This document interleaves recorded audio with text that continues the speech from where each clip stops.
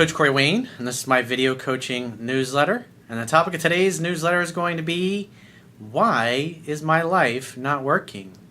Well, if you ever ask yourself that kind of a question, that's a good reason why your life is not working. Remember, whatever you focus on is going to expand. Whatever input you give to your brain has no choice but to give you that kind of an output. We all attend. One of the things I learned when I was attending Tony Robbins' Date with Destiny seminar, that was like 12, 13 years ago.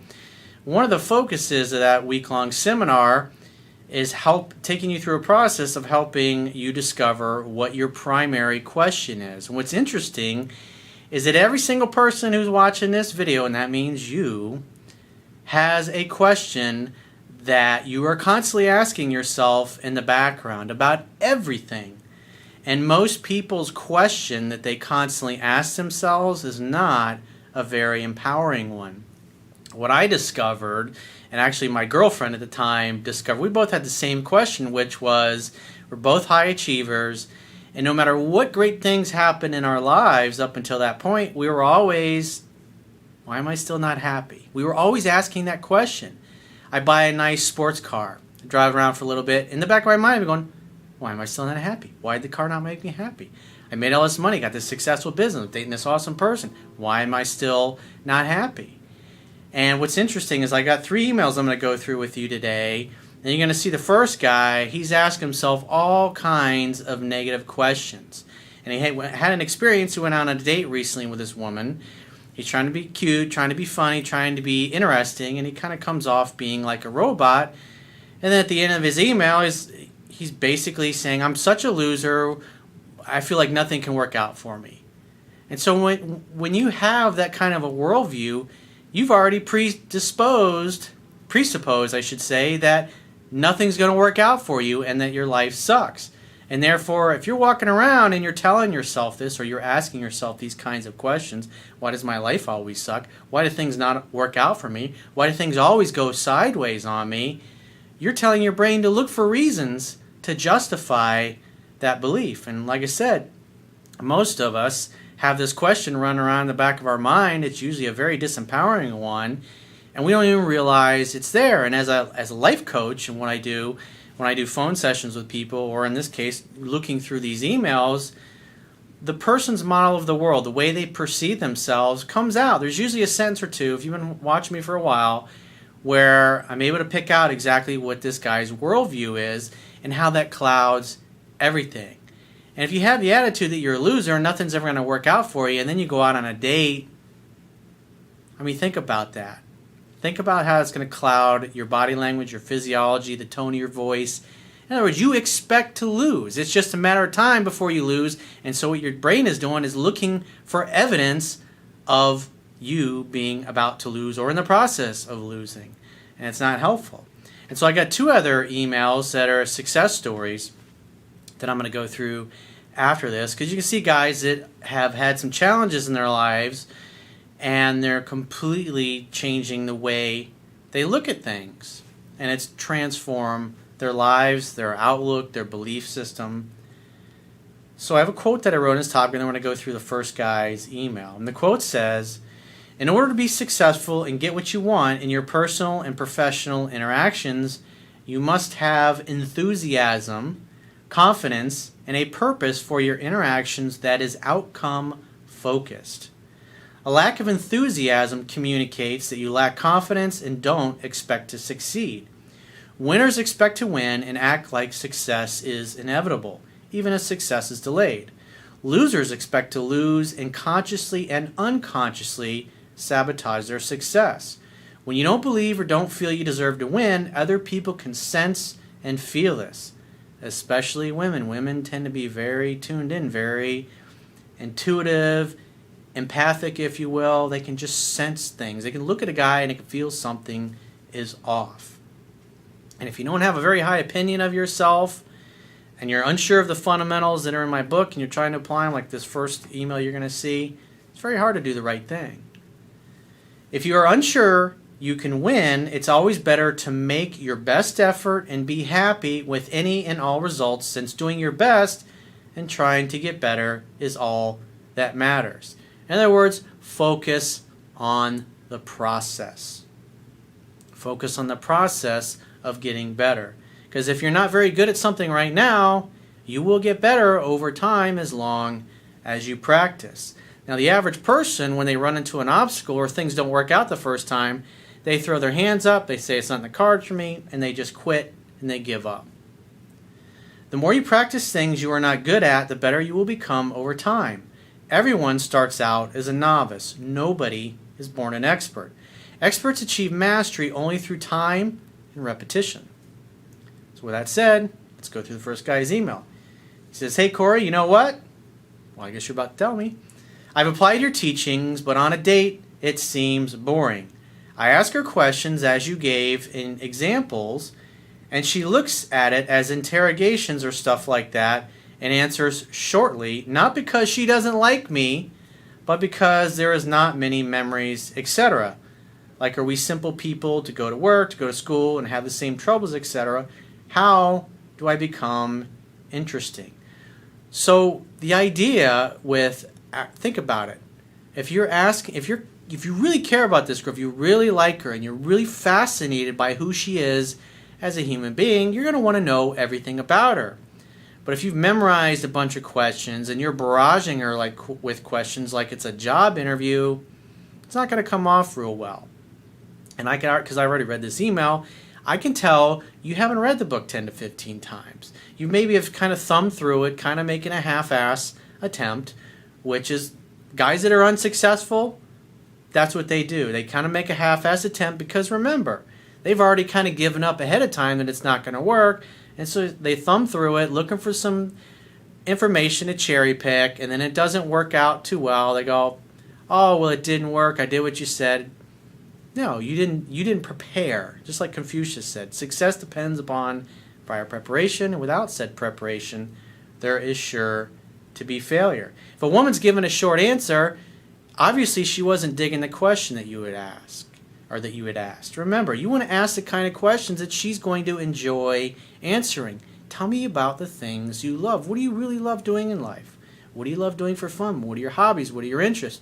You want to know these things. And if you've already met this girl and talked to her for a few minutes and realize, because you got to think about, the whole idea is not to get somebody's phone number or just to get a date. You also want to be pre-screening them. How does a conversation flow when you first meet somebody?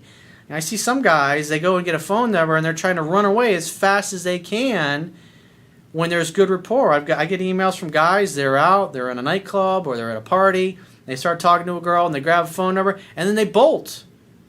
When if they'd just been patient and enjoyed the connection, they probably could have taken her home that night. And they wonder when they call a few days later, because they could tell when they grab the phone number and they ditch her and then they start hanging out in the club, it comes off as that you're playing games, you're not being sincere, you're not being authentic.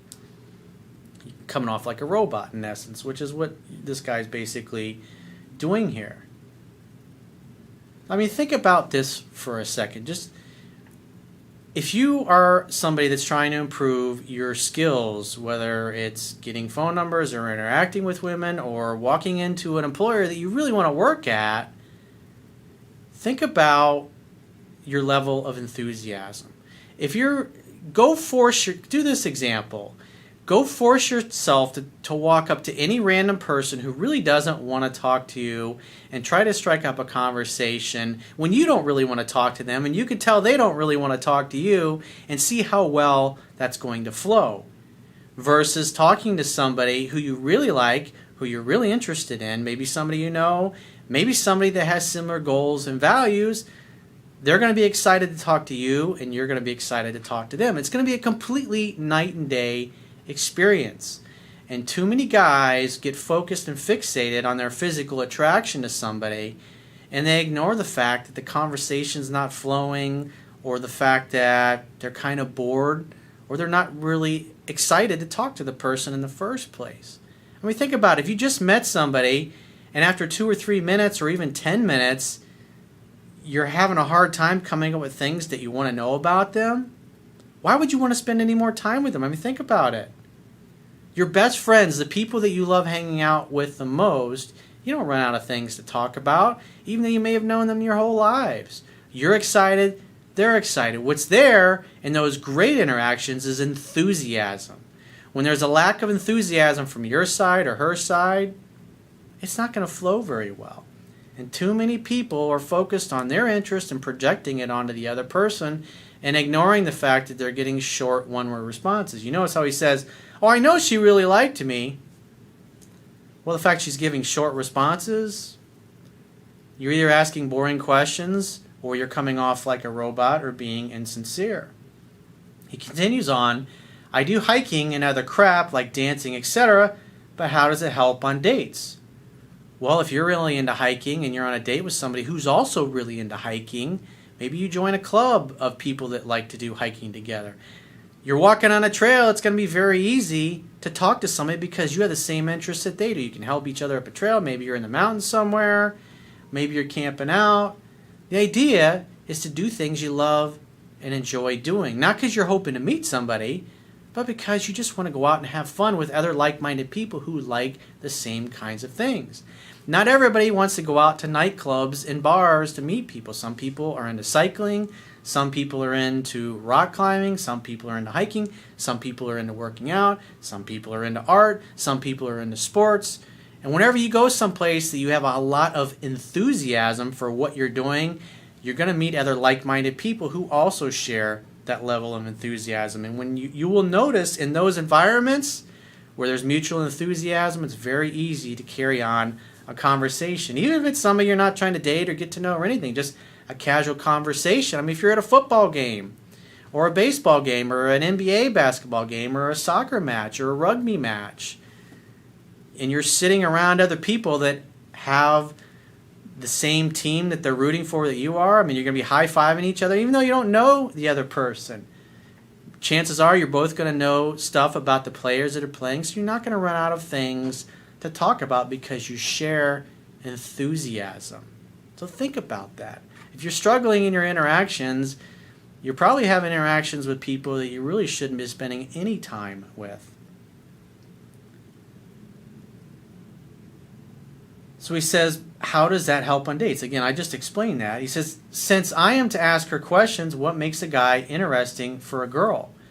Well, here's the reason why I teach that in my book is that the guy, especially in those first few dates, should be asking questions, the kind of questions she would enjoy answering. Because a lot of guys tend to go out on dates with the attitude of, instead of, is she good for me? Is she a good match for me? Are we really compatible? They're in the mindset of, how do I prove myself to this girl? How do I get her to like me? How do I act interesting? How do I get her interested in me? But if you're fascinated by this girl, and obviously your physical looks got you interested, but her personality and her attitude is what's going to keep you around and want to know more about her. And a lot of guys, the guys that go out with the mindset of, I got to prove myself, they're forcing things. They're trying to tell stories. They're trying to be funny. They're trying to be cute in text. It comes off as not being authentic because they're from the position of, I got to prove myself. How do I get this girl to like me? Instead of, I want to know everything about this girl. I want to know her hobbies, her interests, what she really loves, what's important to her. You want to find out her goals, her values, things she loves to do for fun. Again, it's asking the kind of things that she would enjoy answering. That's why it's powerful if you're in a job interview. Like I've talked about this many times in the past. I talked about it in my video, how to get any job you want. You don't go in there trying to prove yourself to an employer. You go in there with the attitude of, why should I choose this place over the other 3 or 4 places that I may want to work? And if that's your attitude, you're asking questions and you want to know about the environment, you want to know about the culture, you want to know about the people working there, you want to know about the managers, and you're going to be asking all of these questions. It's a completely different mindset. People who have enough of something, whatever it happens to be, are going to be inquisitive, and they're going to be asking lots of questions so they can gather data and make their analysis or make their decisions. People that have scarcity in their lives are trying to prove themselves, talking about their accomplishments, how much money they have, what kind of car they drive, what kind of clothes they wear, where they live, how much their house is, who their friends happen to be, who they know, all that kind of shit that's really irrelevant. An alpha male and alpha female doesn't have to prove him or herself to anybody. They simply are. Night and day difference.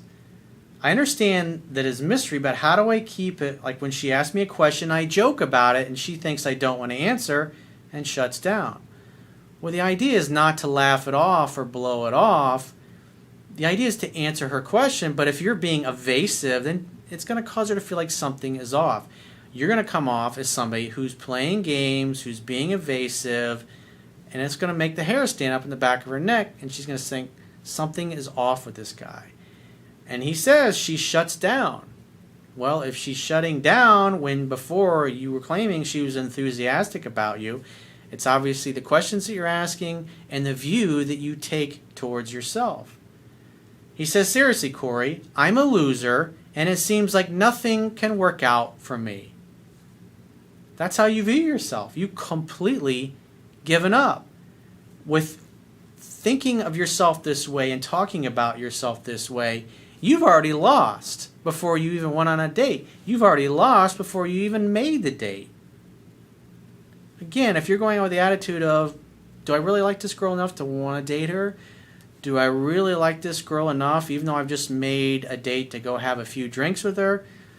If I like what I hear, if the conversation flows, if she's fun to be around, if she's easygoing, if she's got a good attitude, she's not a liar, she doesn't tell me about all the boyfriends or husbands that she's cheated on in the past, then those drinks or the coffee or tea, whatever you're doing, can turn into dinner. Then maybe you go to a jazz place afterwards. You got to think these things through. Think about how would you be if you had plenty of something. In other words, if you had an abundance in your life, you'd be asking questions, you'd be inquisitive so you can make a decision. If you have a scarcity of things in your life, you're trying to prove yourself, you're trying to force things, you're trying to talk when you don't really have anything to talk about. Night and day difference. I would say your biggest problem is your attitude, how you view yourself, and you're probably, because again, you don't know the book very well, you're probably going out on dates with women you shouldn't be going out on dates in the first place. If I start talking to somebody and I don't like what I'm hearing, or they don't sound very intelligent, or they're boring, or we just don't jive, we don't have the same goals and the same values, I'm not going to sit around or stand there and try to force it. I'm just going to continue going with the flow, because the right people are easy to be with. All of my closest friends, even the girlfriends that I used to date years ago and I'm still friends with, everything flows. They're easy to get along with. They're great communicators. There's mutual respect on both sides. And it's like that in my business. I don't tolerate fucking assholes in my personal life or my business. So let's go through the second guy's email, and you'll see this guy here, he's doing a lot to clean up his life and delete toxic people. Because you got to have a life that you're happy with, that you're proud of. Remember, success is making progress. Even if you're not where you want to be 5, 10, 15, 20 years from now, at least if you know your outcome, you know your goals, what you want to achieve, and you're taking action to achieve them, you feel like you're making small incremental process. If you're not proud of yourself and you're not proud of your life, how the hell do you think you're going to convince somebody else to be proud of you or what you have to offer?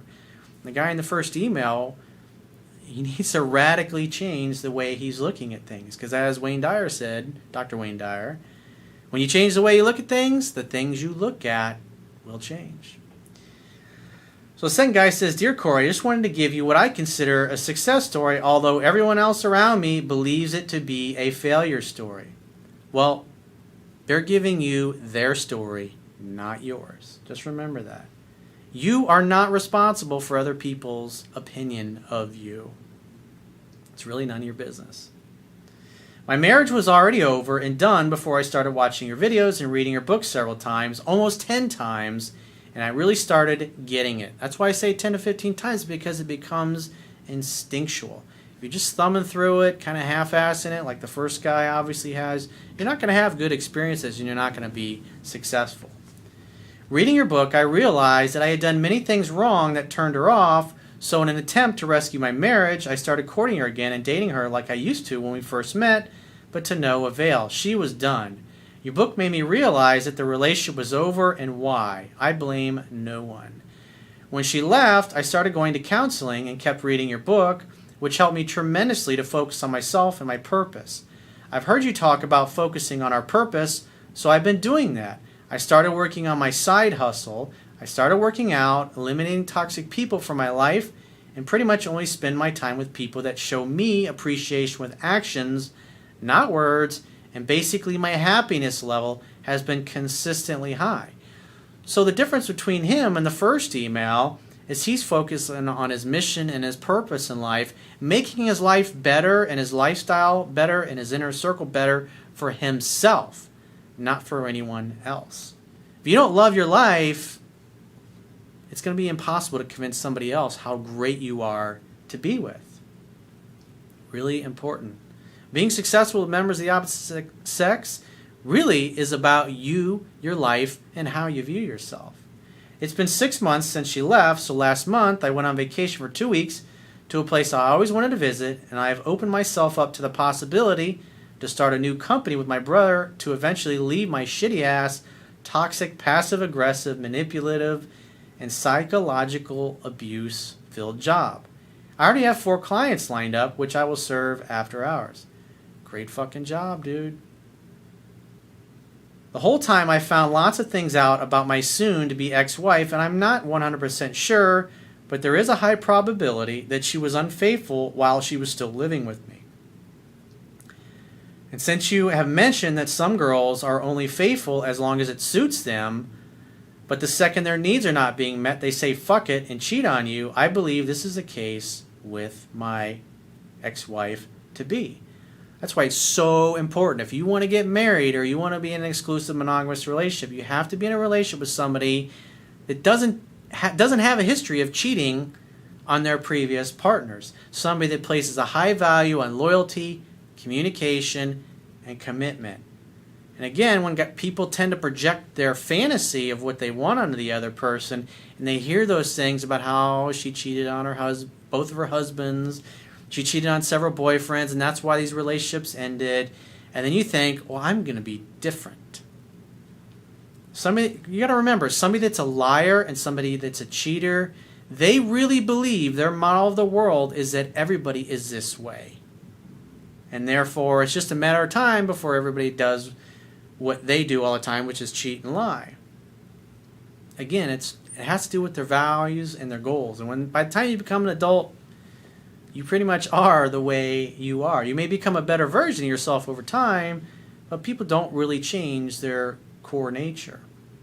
I've also heard through friends that she's been spreading lies about me, saying that I was the one who kicked her out and threw her stuff out on the street in a fit of rage, which never happened. Well, liars and cheaters, they also tend to play the victim. It's not my fault. This way they can disassociate from it and go, hey, it was somebody else. I didn't do that. And they get sympathy from other people. That's part of their pattern. That's how they fulfill their need. Remember their 6 human needs, love and connection? The very dysfunctional way, but they go around playing the victim all the time, and people feel sorry for them and give them sympathy. I lost friends because of these lies, except for a few that actually know me and know that I would never do such a thing.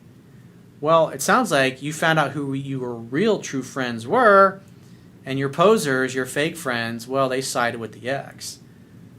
And more than likely, some of them probably wanted to bang your ex. So it's a good thing they're gone from your life. Lately, Jessica's been texting me, putting herself in my orbit, saying that she has been dreaming and thinking about me. If I wanted her back, that would be a great opportunity to make a date in the spot, making an opportunity for sex to happen and rekindle things. But you might agree that at this point, with all the information at hand, there is no reason for me to even consider taking her back. Well, good for you, dude. You got to do what's best for you, and that's the only thing that fucking matters. You must be who you are, which you should be. It's not important. I have no desire to sleep with one eye open for the rest of my life.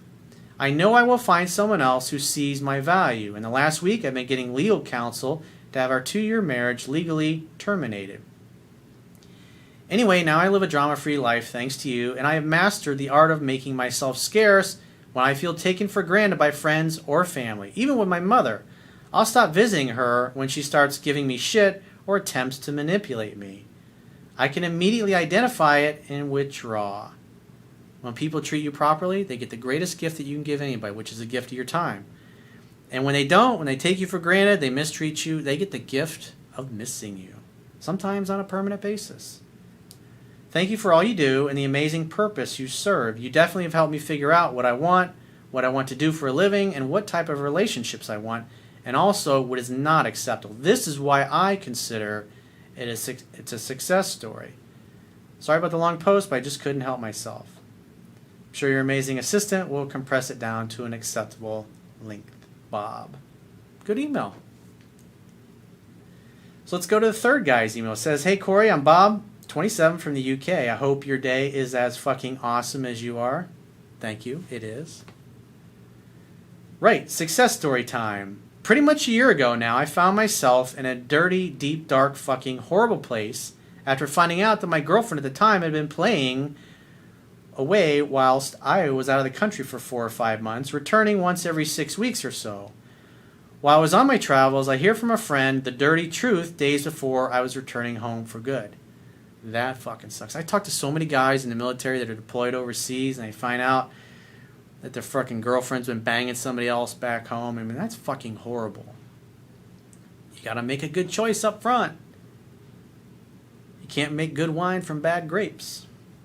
At this point, I said fuck it. Not a chance in hell I'd go back there. I've never forgiven anybody for anything like that before, and I'm not going to start now.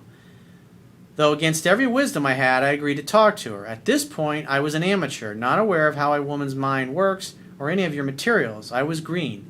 I kept thinking and telling her it would never work or be the same again. She persisted, openly honoring and admitting her mistakes and saying she would do anything to prove to me her worth. Unconsciously, I did the right thing. I backed off and put myself in an unattached position, gradually just hanging out, having fun, and hooking up. I had her on the chase 24/7. I think it was Lao Tzu who said, or he was in the Tao, when I let go of what I am, I become what I might be. I never admitted it, but after analyzing the whole year's scenario time after time, against my wisdom, I began to grow feelings again, but at the same time, this was killing me inside. I began searching for answers. I stumbled across your YouTube channel, and after watching countless videos, I was hooked from the relief of your wise words about so many matters. I thought this guy knows what he's talking about. Well, as I say all the time, if you think I'm totally fucking full of shit, you can go to my website right now and read my book for free. All you have to do is subscribe to the email newsletter. And then you can apply it.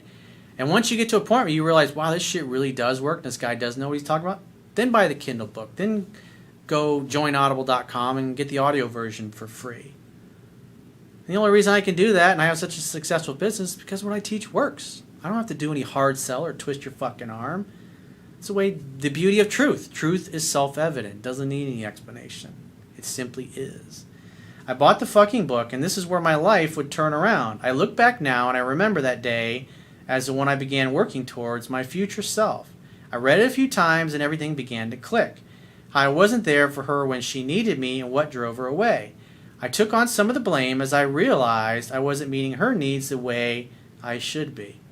That's a great fucking job. You got to admit where you fucked up. Because once you admit your mistakes and your flaws, then you can fix them.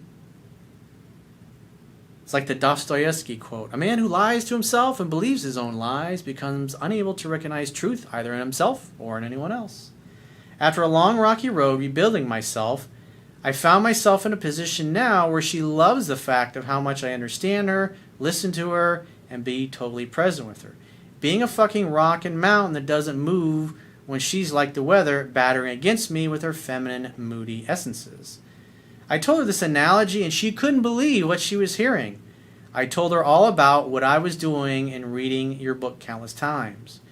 After all this time, we're in a fucking great place now. The whole situation tore me down completely, and I rebuilt my structure as a man should be. Kind of like what they do in the Marine Corps.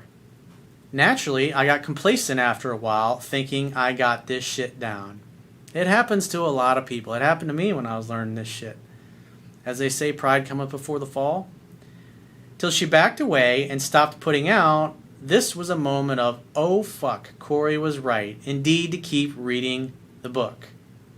So I did, and pulled it straight back, being fully present and communicating my needs to her in a loving manner. To my surprise, She completely agreed with me, and we took the immediate steps to put things right.